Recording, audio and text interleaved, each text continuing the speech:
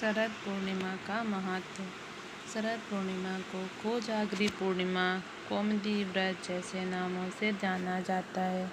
ऐसा कहा जाता है कि इस दिन माँ लक्ष्मी का जन्म हुआ था, इसलिए देश के कई हिस्सों में माँ लक्ष्मी की पूजा अर्चना की जाती है।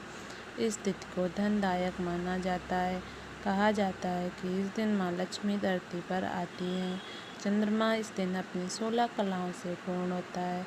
ऐसा कहा जाता है कि इस दिन चंद्रमा की किरणों से अमृत की बरसात होती है। शरद पूर्णिमा की कथा। हर महीने पड़ने वाली पूर्णिमा तिथि पर व्रत करने से भगवान विष्णु और माँ लक्ष्मी की विशेष कृपा होती है। माँ लक्ष्मी और भगवान विष्णु का आशीर्वाद प्राप्त करने के लिए एक साहूकार की 2 बेटियां महीने में आने वाली हर पूर्णिमा को व्रत किया करती थीं। इन दोनों बेटियों में बड़ी बेटी पूर्णिमा का व्रत बड़े विधि विधान से किया करती थी, जबकि छोटी बेटी व्रत तो करती थी लेकिन नियमों में उस तरह से पालन नहीं करती थी। नियमों को आडंबर मानकर उनकी अनदेखी करती थी। जैसे ही दोनों बेटी बड़ी हुई, साहूकार ने दोनों बेटियों का विवाह कर दिया।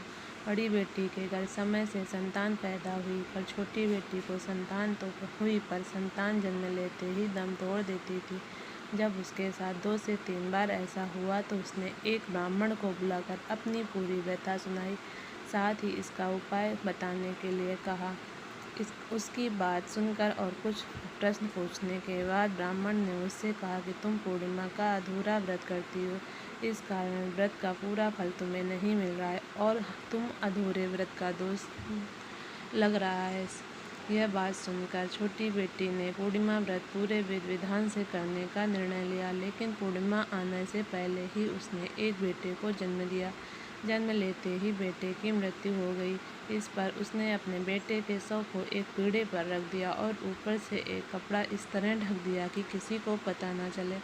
फिर उसने अपनी बड़ी बहन को बुलाया और बैठने के लिए वही पीढ़ा दे दिया।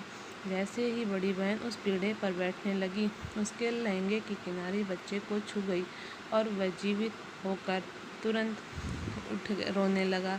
इस पर बड़ी बहन पहले तो डर गई और फिर छोटी बहन पर क्रोधित होकर उसे डांटने लगी कि तुम मुझ पर बच्चे की हत्या का दोष और कलंक लगाना चाहती हो। मेरे बैठने से यह बच्चा मर जाता तो।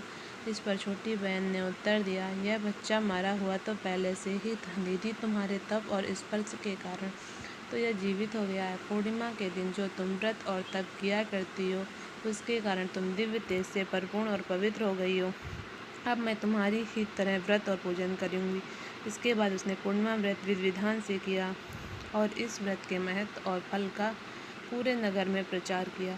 जिस प्रकार माँ लक्ष्मी और भगवान विष्णु ने साहूकार की बड़ी बेटी की कामना पूर्ण कर सौभाग्य प्रदान किया, वैसे ही हम पर भी कृपा करें।